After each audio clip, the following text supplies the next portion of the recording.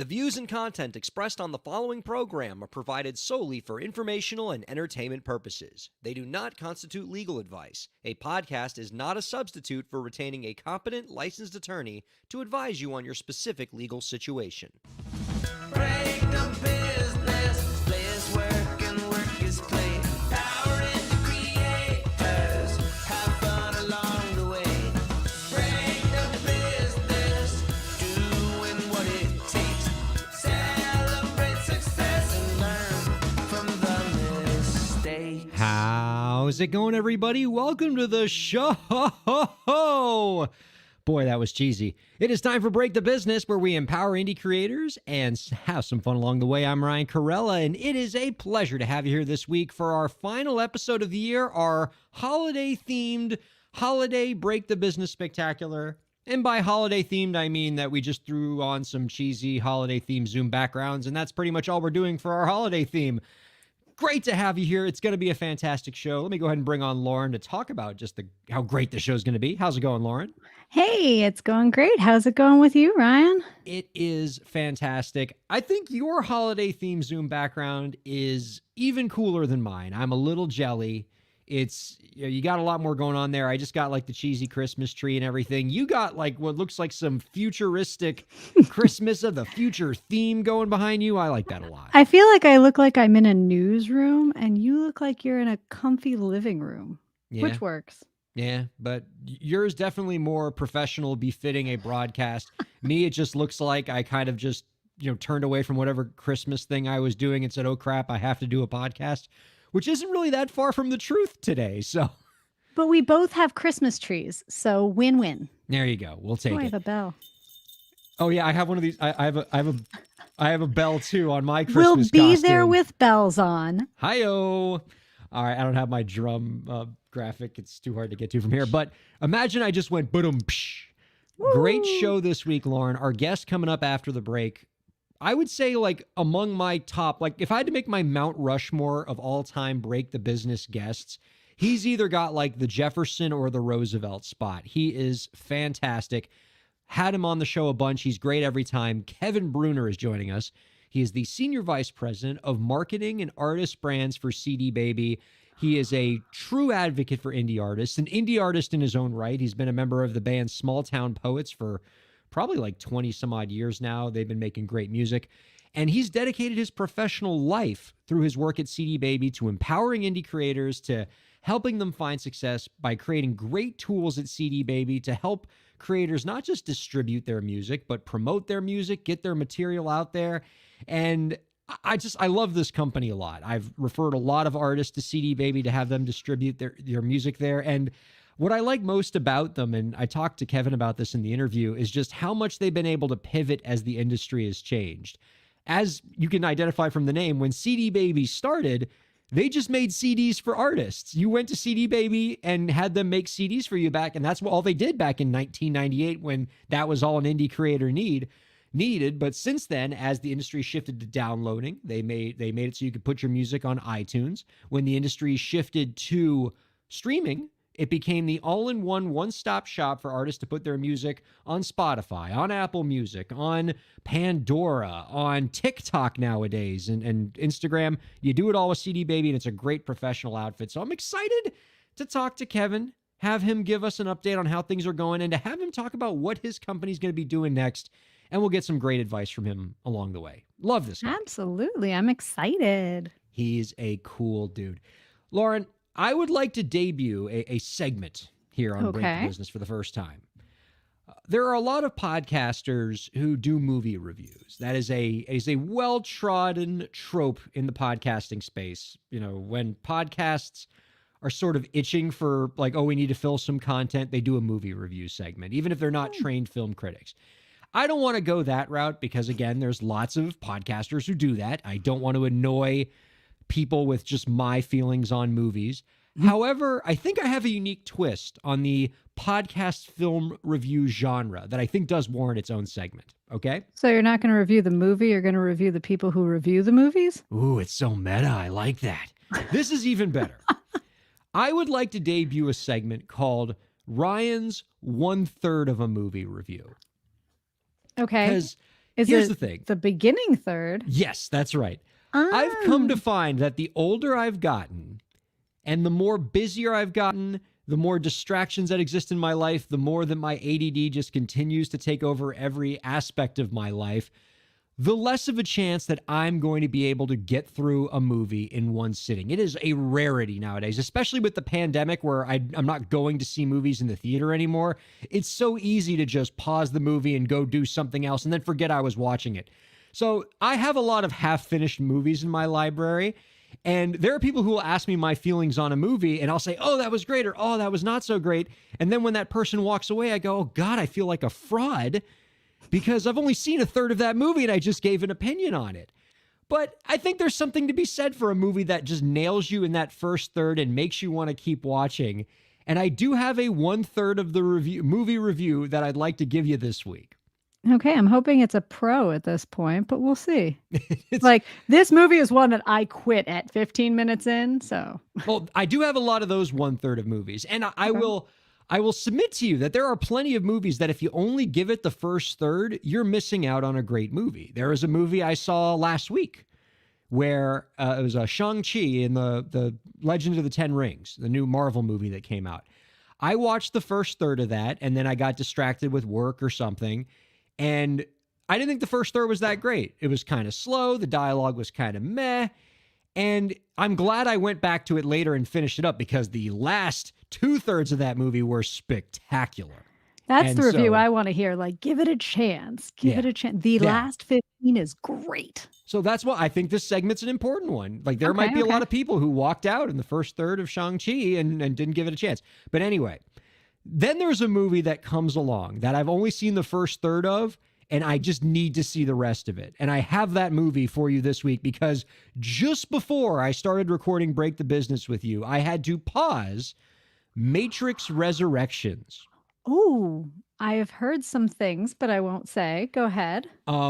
Which is now paused sitting in my TV just in the next room. I had to stop it a third of the way through so I could do this podcast. And I'm telling you right now, my wife is an early sleeper and she's probably like getting ready for bed right now. I'm going to wake her up as soon as this is over because we need to watch the final 2/3 of Matrix Resurrections tonight. Because I am willing to say Matrix Resurrections might be the best first third of a movie I've seen in a long, long time. That is a great first third. It is. I'm so down for this movie. The first third of it anyway. I don't buzzkill. I mean, all of the things I've heard are not great, including 4 people sitting in the next room over who gave up before the end because they couldn't take it anymore. So Really? just as a word, you may want to keep the remembrance of that first third and just let it go. Oh no, don't tell me that. Because the first third is incredible. You get great action sequences. You have, great acting. Carrie Ann Moss has not aged a day in 25 years. Just looks every bit as cool and spectacular as she did back in the late 90s, early 2000s when the original Matrix trilogy walked the earth. It's a great script. The storyline is awesome. The movie is super self-referential about sort of it being a commentary on its own franchise. It's a really self-aware movie, which is super duper cool. I recommend that everybody at least watch the first third of this. I cannot speak to the second 2/3 of it. I don't know what is going on with it. We're going to have to follow up next week. Solid first third. Oh, no. We're not following up on a damn No, we're thing. going to keep the happy 15. Okay. This is Ryan's first third reviews. I can't give you a damn thing about the last hour of a movie. I got nothing for you there. But I am the podcasting world's resource for first third movie reviews. I give the first third of this movie 1.67 out of 5 stars because that's all you can give because it's just 1/3. So, but super great. I feel like this segment's got legs. I feel like people want to know what this podcaster thinks on the first small chunk of a movie. I'm still thinking you got to go with the last as opposed to the first because, like most people, like you said, can make it through the first third. They want to know if it's worth continuing to watch. Oh yeah, no, that's not my department. Go find somebody else for the last 2/3. You know what the nice thing about the Ryan's first third movie review segment that I think is going to make this a huge hit? You don't have to worry about spoilers with me. Like, like, I mean, what is the number one complaint people This have is about the movie establishing reviews? part, right? Like that jackass gave away the ending. You don't have to worry about that here, baby. No problem. I am just as I have no idea what's going to happen to Neo and Trinity. I don't know who wins, but I can tell you that like the first steps getting there, really good. Awesome. Oh, that's exciting to me. See, now because of your review, I will probably go watch it because honestly, you talk about spoilers and everything I've heard, I've been like, oh, that's so sad. Maybe I just shouldn't watch it. Okay. But like if at least the first 15 is good, it's worth it to me. I'd like to like relive that series. I think that was entertaining to me the first round around. So I might as well see what they've done with it. That's kind of exciting. It's really cool. I love how Okay. self-aware this movie is, and it is in on its own joke, which I think is really, really great, but it's not in a way that's corny. You have to see how they do it. It's a really good first third in that regard. Yeah, All right, Lauren, sounds like it. before we bring in Kevin Bruner this week, Okay. I have a listener question. We like to, this is just Ryan and Lauren dumping out the mailbag to close the year out. Like to start, And the it new doesn't year have with a bunch fresh of Christmas mailbag. gifts in it this year. That's we right. Get questions. Okay. Just a bunch of questions from listeners and viewers who don't want to pay for legal consultation, so they just toss the questions out on this podcast and get answers for free, which I have no problem with. Happy to have you. If you ever have a question, This is for entertainment purposes only. This does not That's right. constitute legal advice. not legal advice, blah, blah, blah. If you have questions for the show, I encourage you to email us at breakthebusiness@gmail.com. Lest you think I don't read those questions, I do. Every single one. Most of them I just reply back, but every once in a while we get a pretty interesting one that I think perhaps Lauren might be particularly inclined to answer well as well. And so I put it up here on the show. I think this is a question, Lauren, that you might actually have better life experience to answer in some respects than I do. But here it is. Okay. So the question is, and to be fair, this isn't really a question. It's just a series of statements. But it's, Dear Ryan, help me talk my dad out of making me go to college next fall. He is willing to let me study music, but I still don't want to go.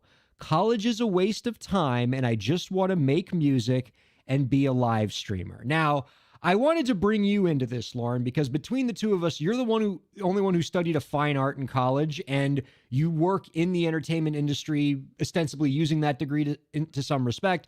And so perhaps you can speak to like how much studying a fine art in college is actually meant for your career in entertainment. I have some thoughts on this as well, but they hear enough from me. Why don't you start us off? What do you think of this question? And I don't know if you recall this, but I had very similar conversations with our mother about this. Yes. And you know what? Because That's actually a very I'm good point. pretty sure that I only made it through college because she kind of forced me to. As I'm sure as a lot of artists. And this artist is saying the same thing, not just I'm debating pro or con, but like my father is going to make me.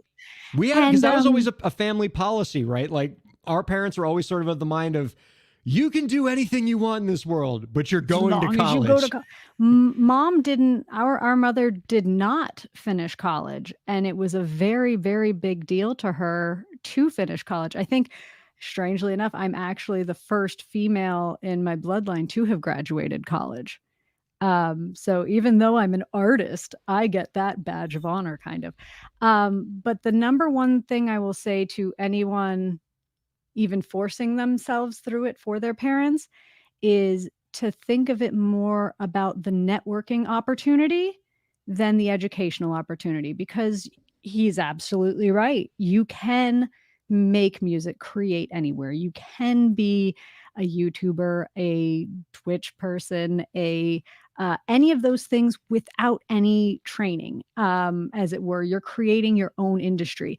What you get in college that you can't get in the real world is a group of people who want to work with you and don't need to get paid to do it.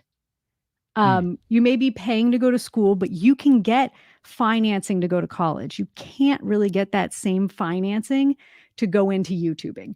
You can't say, hey, I'd like $40,000 to start my career, but you can say, I would like $40,000 to go to college. And then during that college, you are meeting the people that you will be working with in the professional industry. You're going to be meeting uh, people from the next department over. You're going to be working with people studying music and working in the music industry. And when you get into the real world, I mean, I can't tell you how many artists, professionals, everything else that are incredibly successful are like, oh, I met my partner in college. Oh, well, my producer is somebody that I worked with in college.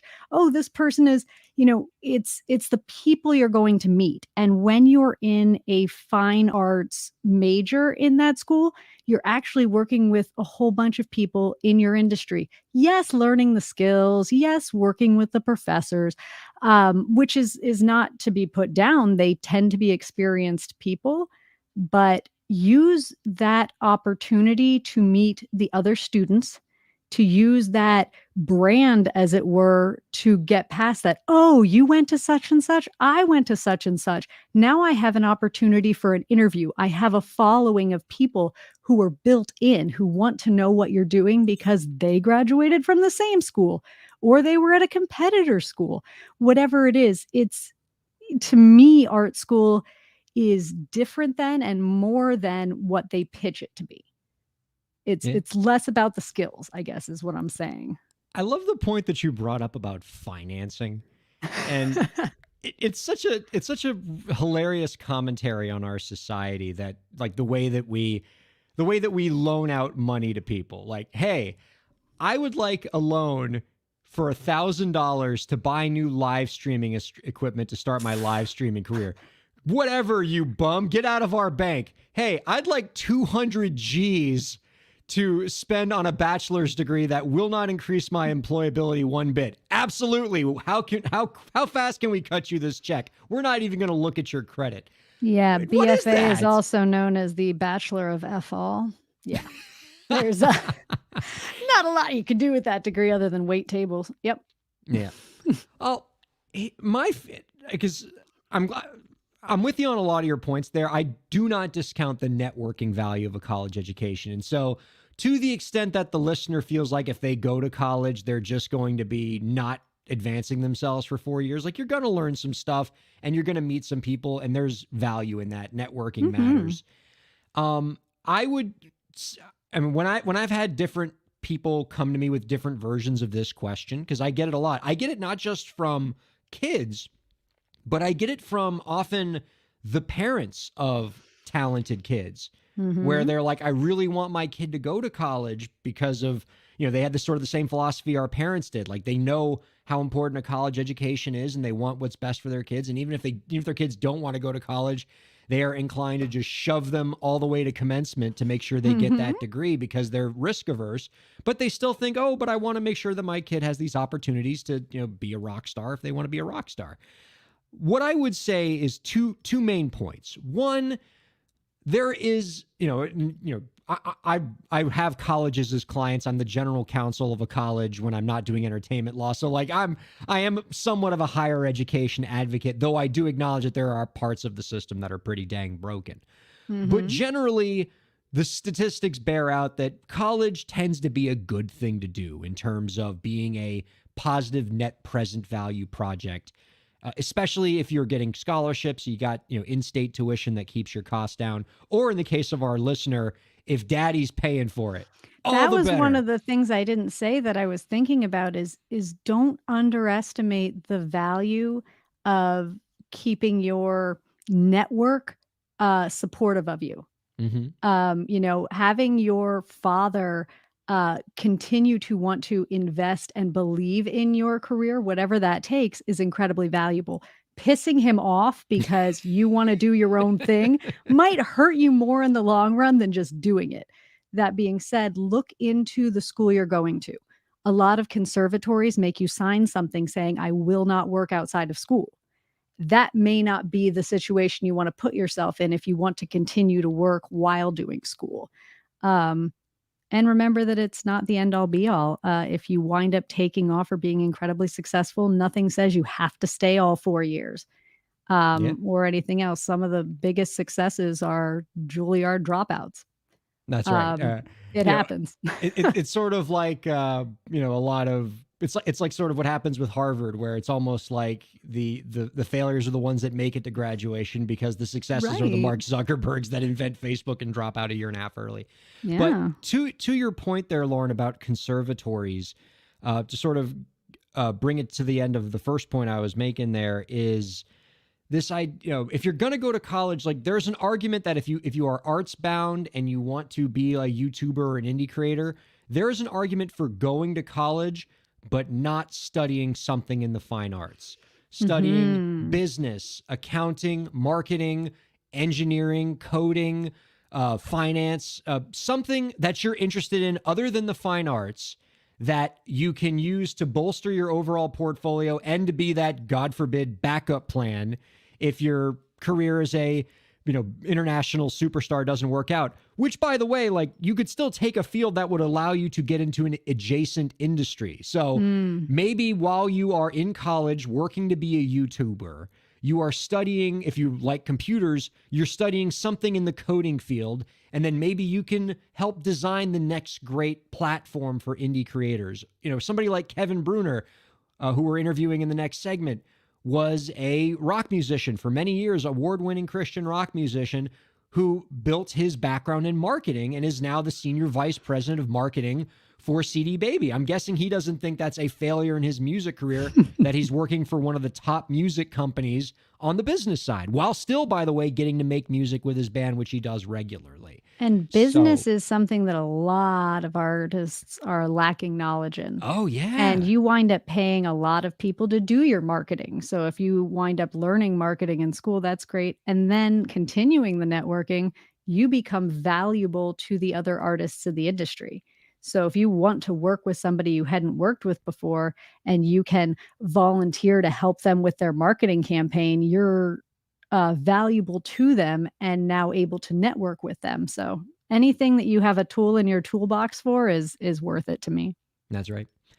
The other piece of advice I have in this regard is something that I actually have floated to a lot of moms and dads who've came to me with a version of this question. So far, I haven't gotten a mom or a dad to, do it with their own kid because, again, they're all super risk averse. But I honestly think there's a lot of merit to this. And I think the listener might like this recommendation as well because it gives them partially what they want, which is don't talk your dad out of no college. Don't try to talk your dad out of college. Talk your dad into letting you take a gap year. Tell your dad, Hmm. give me 1 year to throw myself into this live streaming and just give it my absolute all, go nuts on it, make it my full-time job and then some, and just throw everything I can at this project for a year. And if Mhm. I can't make anything happen in a year, then I will, go to college like you want. Because there is something to be said for, freeing up all of your time for live streaming. Like live streaming, if you're really dedicated to making it in this field, a full-time college schedule really gets in the way of that. Like Twitch streamers, musicians, that's a full-time job and then some. So if you tell yourself, I'm giving myself a 1 year deadline, and then you stick to it, understand that Mhm. you're not taking a year to hang out with your friends and to, basically Tour just take an Europe, extended right. time off, tour Europe, find yourself. No, no, no, no, no. This is a year of 16-hour days, 7 days a week, going at this like it is a full-time and a half job and throwing everything you can at this project so that after a year, if you've made no traction, then you can say, well, maybe this isn't going to work on this path. Let me do the other path of studying something other than just fine arts in college so that, and then, still live streaming on the side so that I can work towards a potential backup plan of working in the business side of this while still doing creative stuff like Kevin Bruner does. Okay, but now on that point, a couple of things. One, uh, you have to have the discipline to set yourself on those 16-hour days and keep the work going. I find that when you stop studying, getting back into that flow again is incredibly difficult. And if you Mm-hmm. set yourself up on a 1 year timeline, which a lot of people don't hit their goal in a year. And, most businesses, even outside of the entertainment industry, don't start making a profit till 5 years in. And, to think of, I set myself a 1-year goal, then I'm going to college as a second chance because I failed at my goal. Just make sure that's not something that like hits you in the gut, because you want to believe in every step you're taking, whether it's college or whether it's working professionally.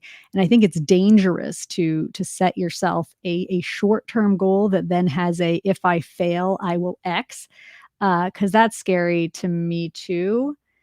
The other question is financing. We go back to you want to take a year off and go all in. Do you have the money to do that? Because you have to fund yourself to do that. Well, it's a great point. I'm assuming for the purposes of this question that the way that the listener makes the pitch to their dad here, because I'm assuming from the question that dad's going to pay for college, right? Right. So but I'm guessing the dad doesn't want to fund somebody who's reluctantly going to college. Like, I don't want to pay for the tuition of somebody who's going to college against their will. So the way you pitch it to your dad it sounds like he's saying, I'll pay to force you to go. Right. So, but like, that's no fun. Like, what dad wants to do that? So what you say is, let me live under your roof for a year. And so what it's going to cost you is like, however much it costs to feed me. Mm-hmm. And that year I'm going to throw everything at my career. And then if it doesn't work out after a year, I will go to college with a smile on my face. I won't begrudgingly go to college. I will accept that you, my father, let me take this year off and give this my best shot.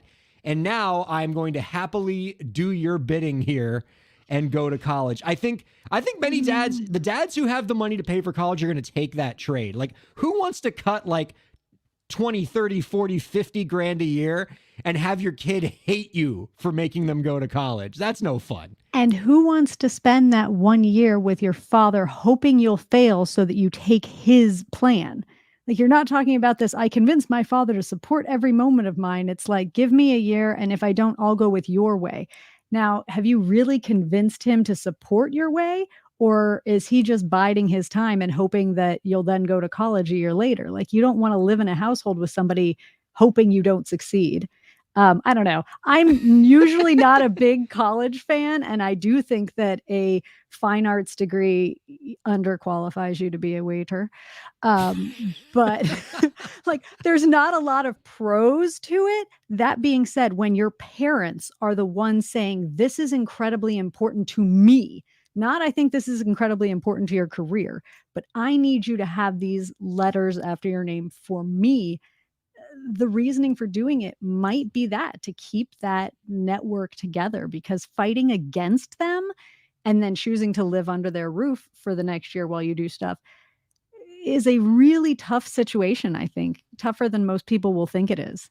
Well, I don't discount that. And I hope the idea is that like child and parent both kind of fully get on board with what that plan represents. Because Right. I can tell you this, as a college administrator who works with a lot of college students, I generally endorse gap years just as a default. I think the fact that we always just send students straight from college, from high school, is a mistake for a lot of kids. I think there's something to be said for taking a year off, spending some time to find your passion to do, because a lot of kids major in stuff, they major in engineering and they don't know what engineering is, or they go into the pre-med route. And have they ever, worked in a doctor's office and seen what a doctor does every day? No.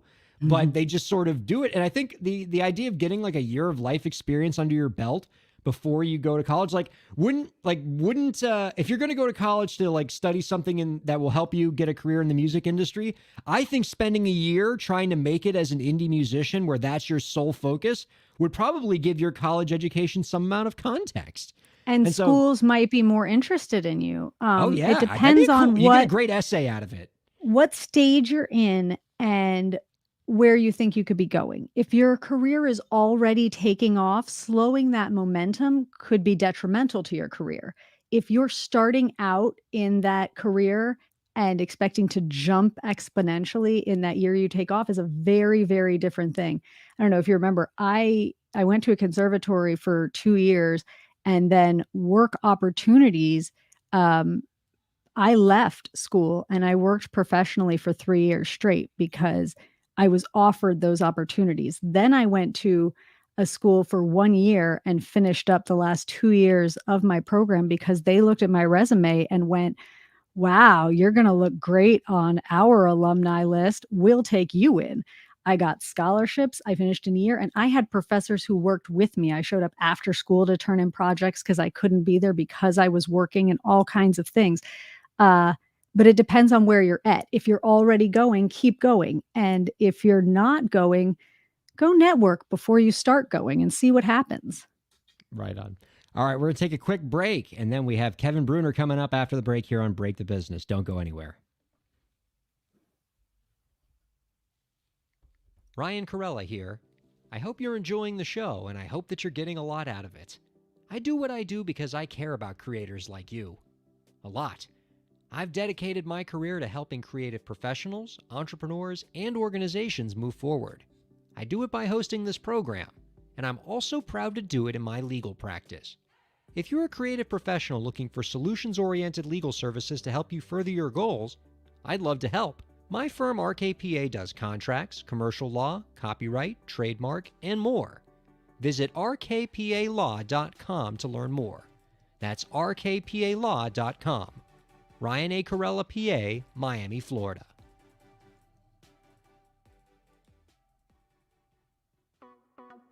Streaming services for Break the Business provided by LEK Entertainment. LEK Entertainment is a full-service entertainment company offering everything from consultations to full-scale events and productions, including audio and video productions, voiceovers, staged theatrical productions, script and music development, and streaming services. For more information, visit lekentertainment.com. LEK Entertainment wants to help you bring your story to life.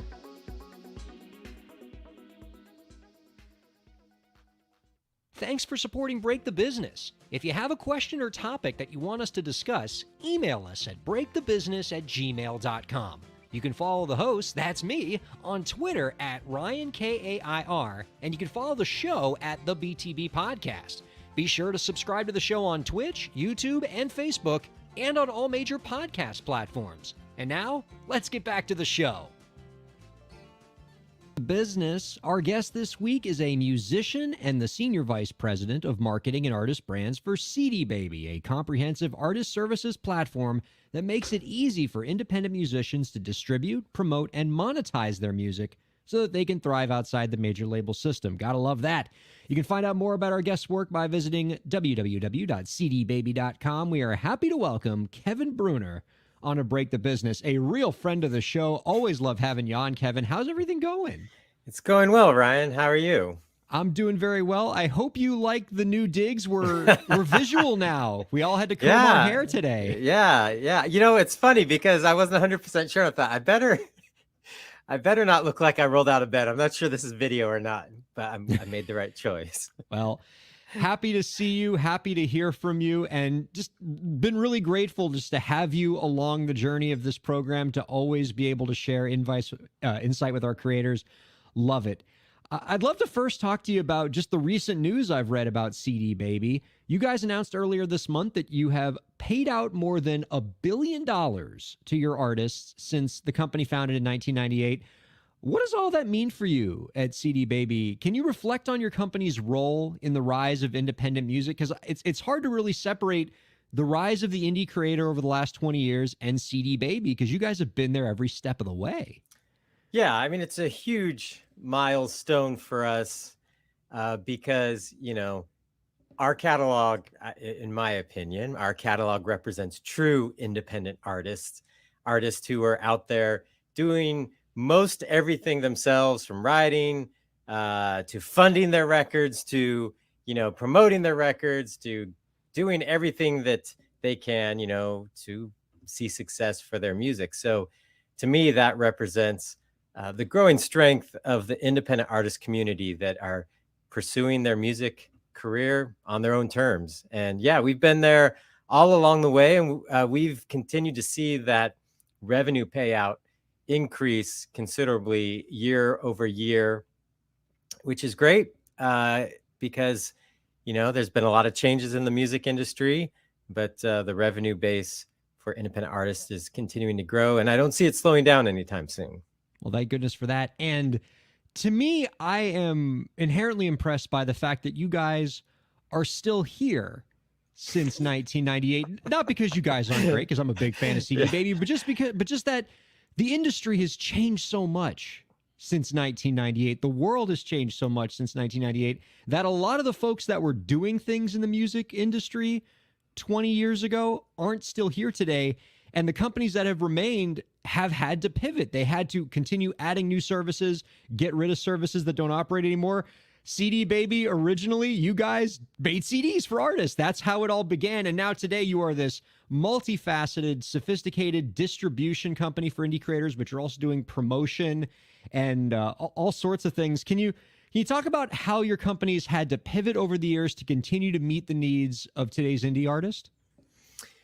Yeah, I mean, when CD Baby started, the number one need for independent artists was that they had no access to the market whatsoever. If you didn't have a record deal, your music at that time, CD, could not be in a store. And you were just selling it out of the trunk of your car after the show. and it shows, but you had no access to the market. And the other big problem was that the having a credit card machine to take orders was very expensive. Back then, you had to jump through a lot of hoops and have certain revenue levels in order for a company to allow you to have a credit card machine.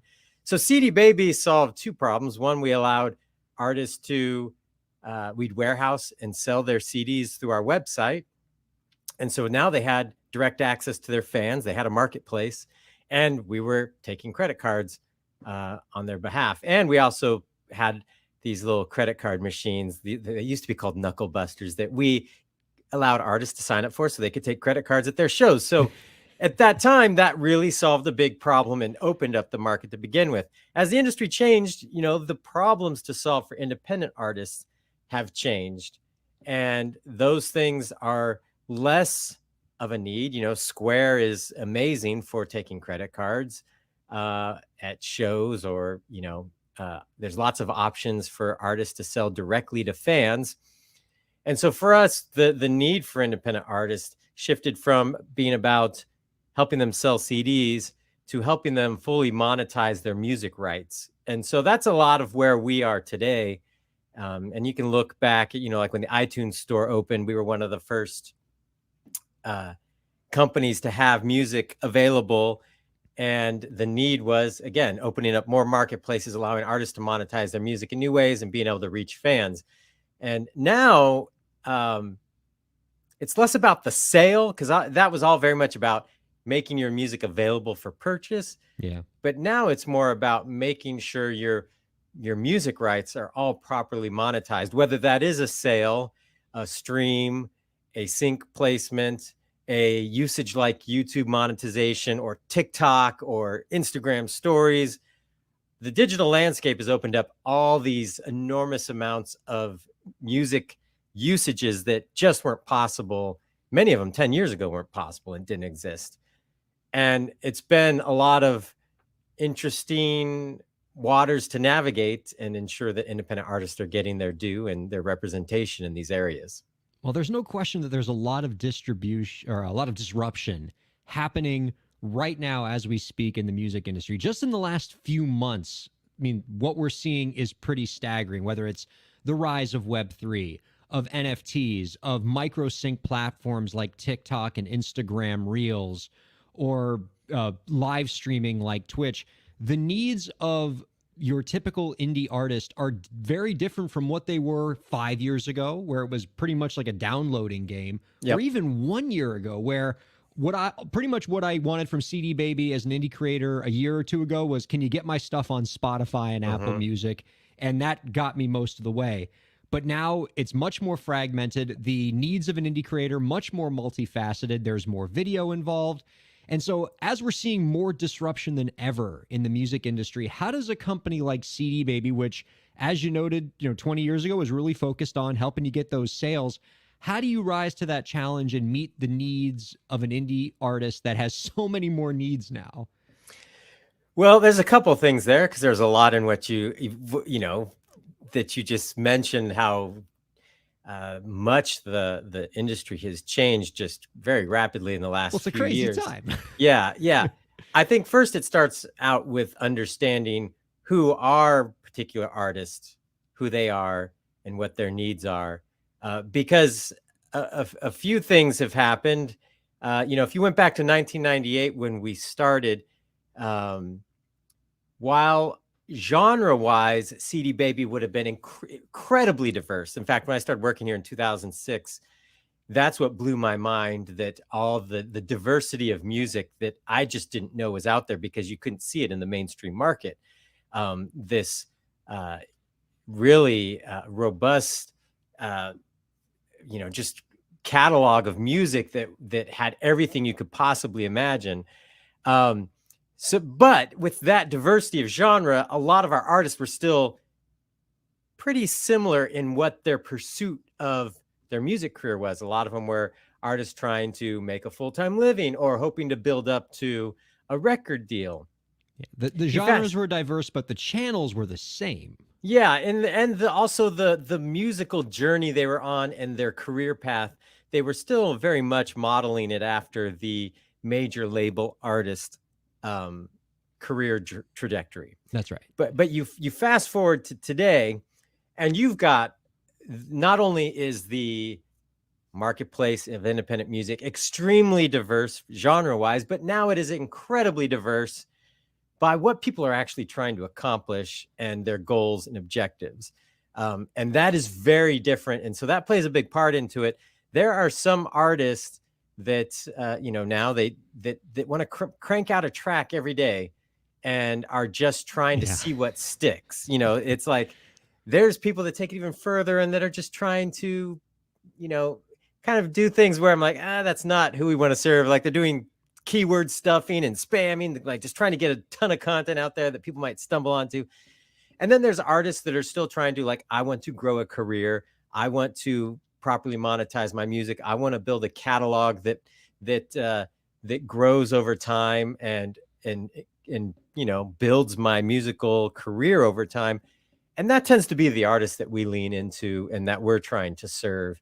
There's other platforms that serve other artists that don't fall into that category, but that tends to be who we're trying to serve. People that are interested in building a catalog, want to take care of their rights, want to grow a career, want to, and whatever that means for them, that they want to do it the way that feels like they're taking care of business.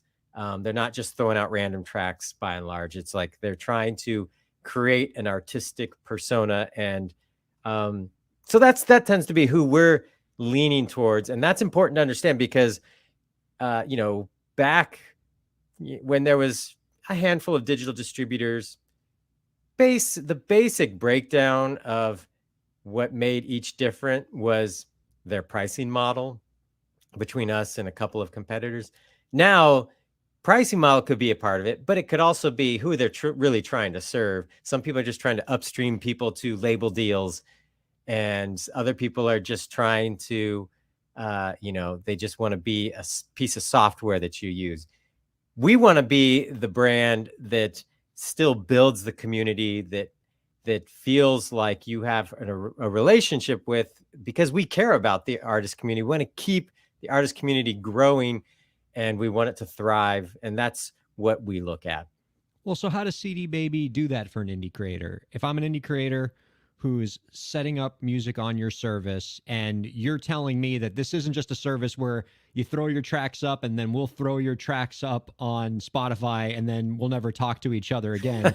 You guys are saying that's not what we do. There's a real two-way relationship, and we want to cultivate you as an artist, which makes sense given your background as a musician and all the work I know you do on your own podcast, The DIY Musician. So how does CD Baby put that philosophy into action? How is the treatment I'm going to get at a service like yours different from one of these more assembly line distribution services? Well, I mean, you mentioned some of it. I mean, we spend a lot of time trying to build tools for independent artists to better understand what they're getting themselves into, to help them grow. We spend an enormous amount of time providing resources. So it's not just about, hey, throw out some files. It's about, hey, we want you to succeed in this. And I think our model plays into that as well. we take a 9% cut. You know, it's a one-time fee when you distribute music. Your music can stay up forever. We're not going to come back and say, if you don't pay up, we're going to take your music down. We take a 9% cut on the back end.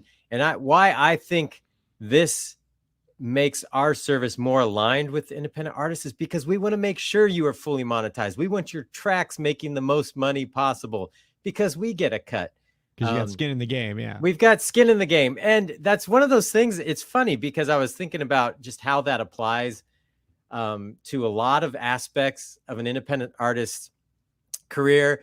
We've all had that friend who, you know, when you start playing shows and maybe some good things are happening, we've all had that friend or relative that says, hey, I'll do some bookings for you. I'll help manage you and you don't even have to pay me.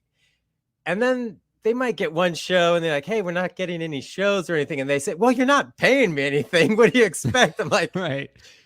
You encounter that very early on, many times, both with a promoter, like when you're just, you know, dealing with maybe a more entry-level concert promoter, or when you're working with those bookers and things that are like, oh, I'll do it for free. It's like you realize that when they don't have skin in the game, they're not as motivated to make sure stuff happens for you.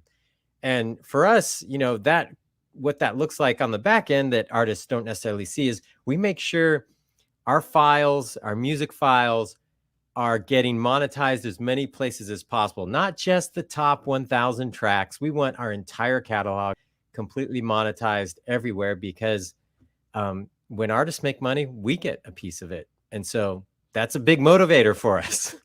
Well, and in the name of making sure that artists get every dollar that's coming to them, I do praise CD Baby for being one of the early adopters of creating an all-in-one distribution and publishing solution for indie creators. Rather than having to go to a separate service to get your songwriting royalties, CD Baby allows you to do it all through the distribution interface, so you don't have to go and you know mix and match and get two different services.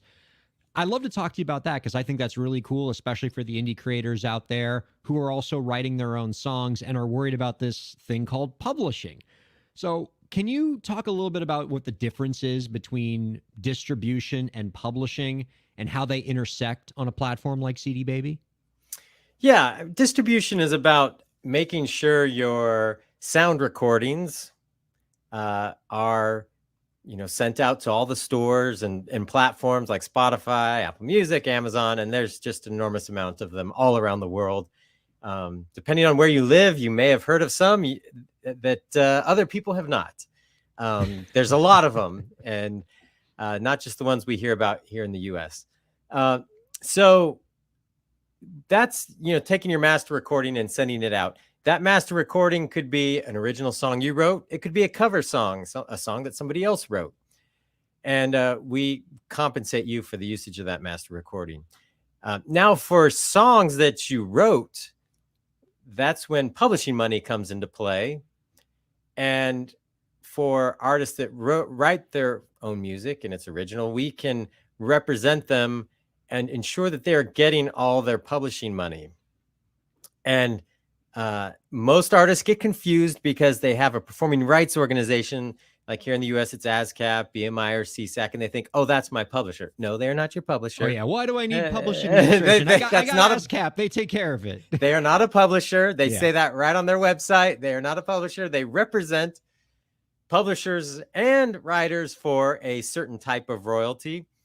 But what the main royalty that's out there that they do not represent you for is the mechanical royalties, which on a streaming platform like Spotify, for every $5 you make, there's about an additional $1 of mechanical royalties that are owed to you if it's original music. And they need to know who wrote the songs and how to pay them. And it's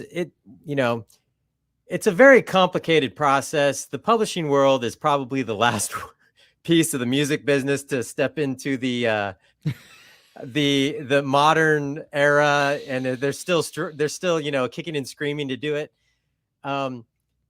Because I mean, just the word publishing just connotes like a quill pen. Yes.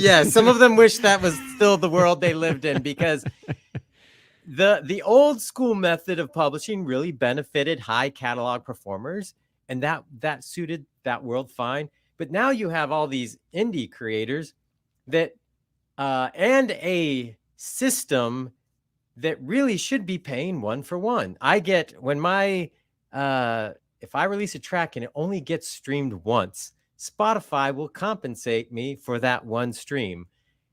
There's no reason why that shouldn't be true in publishing, and it's getting better, but it's still not. The whole way it works is still not where it should be, and there's still a lot of things happening around it. If you've been paying attention to the news in the last couple of weeks, a lot of comedy stuff got pulled from Spotify because, those folks have not been getting paid publishing money for the usage of their comedy, which has similar rights under the law. So it's come a long way. But all that to say is that world is not set up to deal with independent publishers directly. And so we administer your rights on your behalf. You own everything. You maintain all the ownership. All you do is let us administer it, and we go out and get that money for you. And we connect the dots much quicker, and we cut out some middlemen so that you get paid faster, and cutting out some of those middle folks makes it get more money to your pocket as well. It's a valuable service when your distributor, whether it's CD Baby or anybody, also has that affiliated publishing administration arm, because it takes care of your distribution and your publishing all in one stop. And unlike just working with ASCAP, I have ASCAP, I don't need any other publishing. ASCAP does not take care of your international performance royalties by and large. There's a lot of other performance royalties around the world that you're not getting.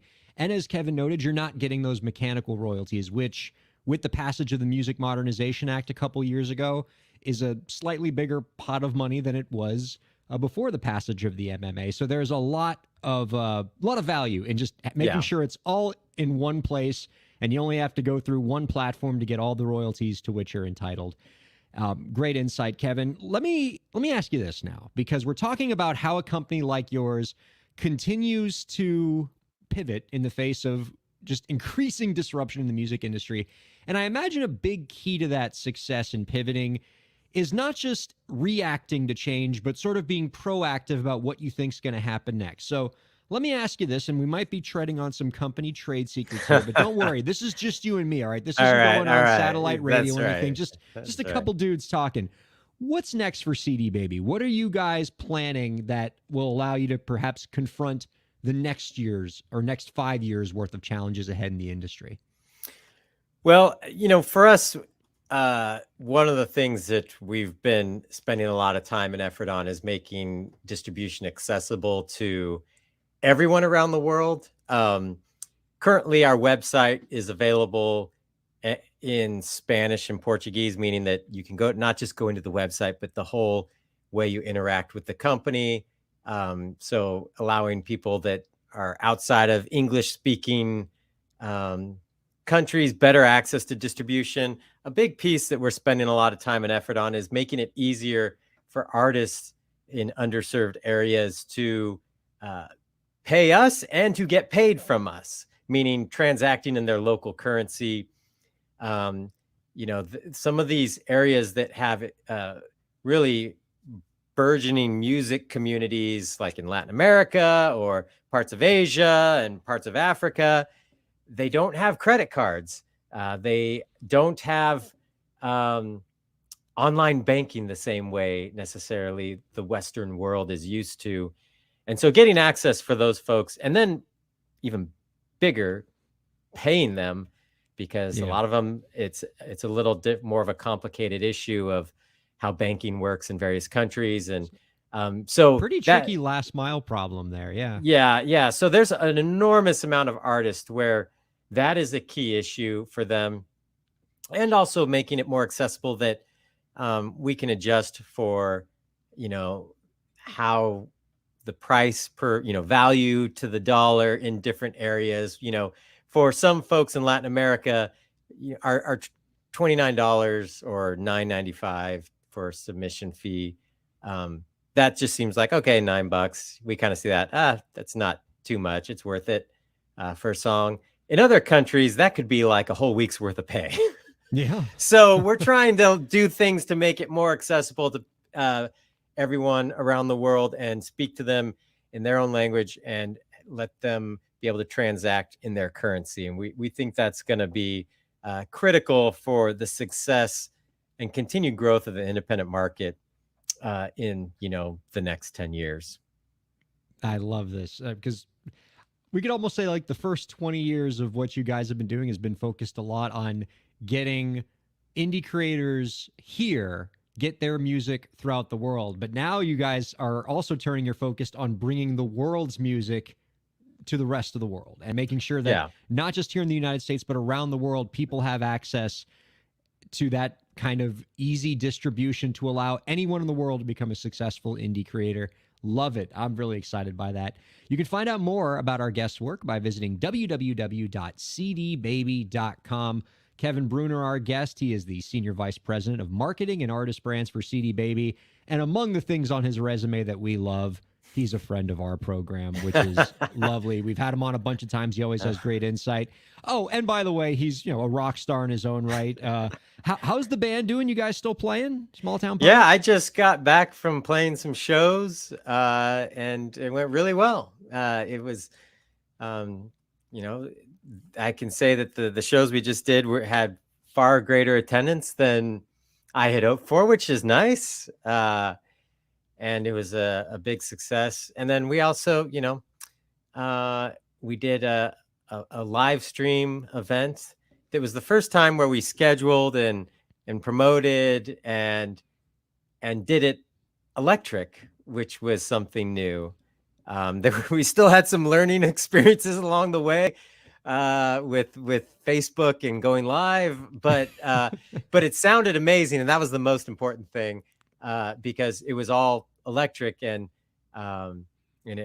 just live in the room, and we just got our volumes and everything set just basically how we were hearing it in the room, and made sure it sounded good on the phone, and the mix sounded really great. And we've gone live on Facebook a bunch, but it's always been acoustic and stripped down, and we're to the point where it's like, hey, we want to be able to do what we do in these live streams and try something different, not just acoustic versions. And we had a new record come out in late September that we're still supporting, and had a Christmas single come out in November. So yeah, lots of activity. It's been a pretty busy season as far as the band goes. That's one of the things I really love about CD Baby. It's just the fact that in like true hair club for men, I'm also a client fashion. So many of you are also continuing to be working musicians, still indie creators in your own right. And that kind of gives you firsthand knowledge of what you need these platforms to do. I think of your colleague over at CD Baby, Chris Robley, who is also still doing some great things as an indie artist. I love that not only are you bringing that experience into your work, but that your work is pretty chill about you continuing to be a musician and exploring your art. To me, that's just the hallmark of a pretty cool company over there. Congratulations on everything that you and your company is doing, and I wish you guys all the best in the new year. Oh, before we let you go, I almost forgot. I got to get the piece of advice out of you here. Do you have any last tips for the indie creators out there to help them move their careers forward? Yeah, I mean, the biggest tip I think I could give is to keep writing and recording and focusing on your craft.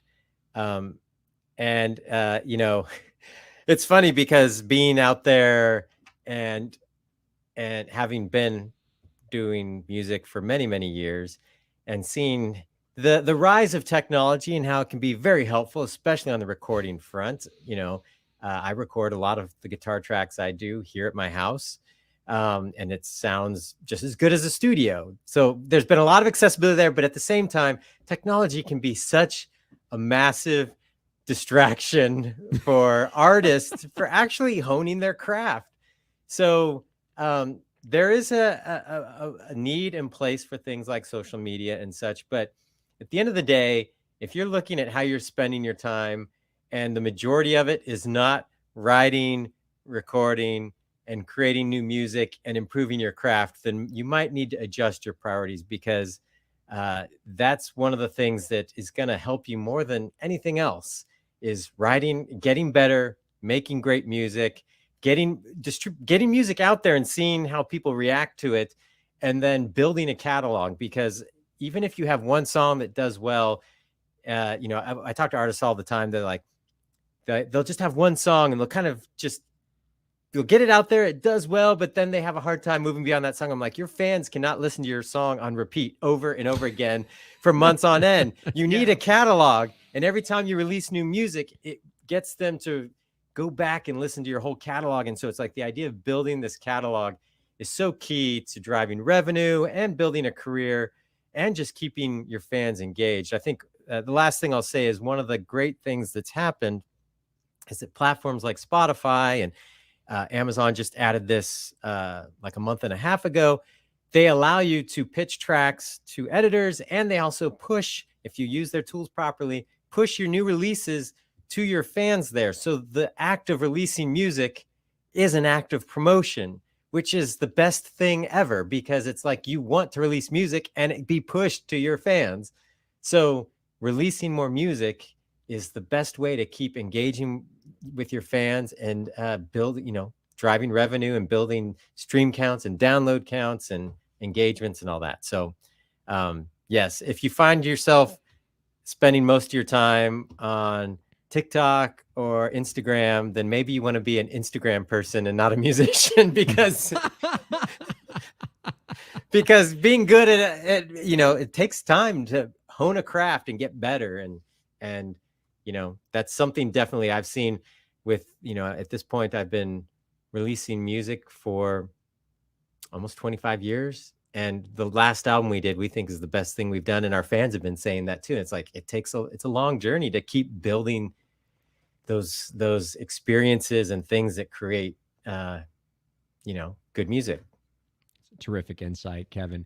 Happy New Year, my man. And Yeah, thank you so much yeah. for being on this week. Yeah. Thanks for having me. And I'll catch you next time.